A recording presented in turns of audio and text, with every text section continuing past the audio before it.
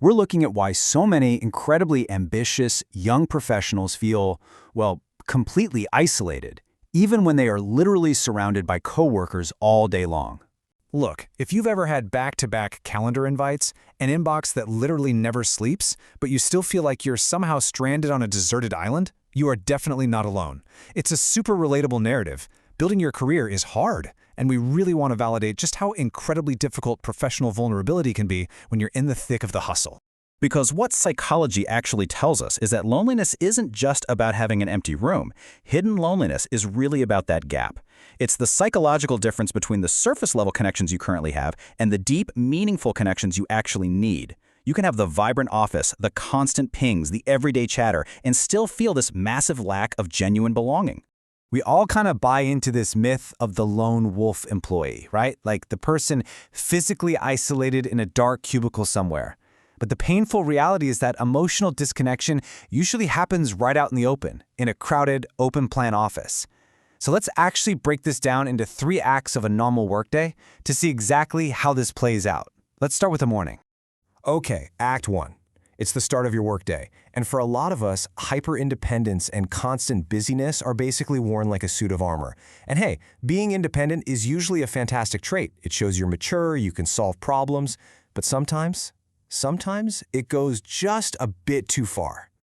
It makes total sense that you'd hide behind this productivity disguise. When you're used to support just not being there, you adapt. You learn to rely 100% on yourself. So you just keep chasing new goals, you handle every single responsibility totally alone, and you almost never admit when you're struggling. Honestly, constant busyness becomes this really clever way to just avoid slowing down or dealing with uncomfortable emotions.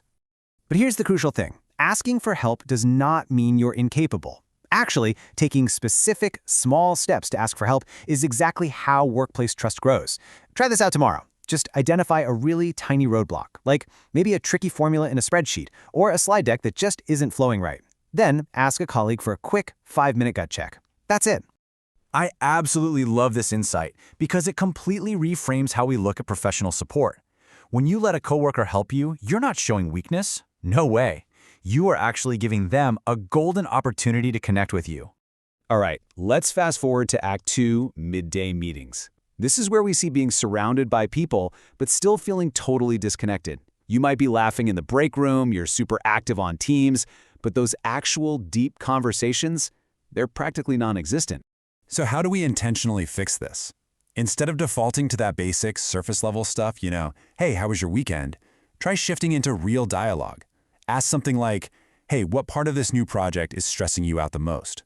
Or how are you actually managing this workload? We literally have a basic psychological need to feel understood by the people around us, not just acknowledged. Which brings us to a huge pitfall, the workplace therapist trap. Ask yourself, are you always the one listening? Do you remember every tiny detail about your coworkers' lives, but you never actually let yourself be heard? Because if you do that, over time, everyone's just going to assume you're always totally fine.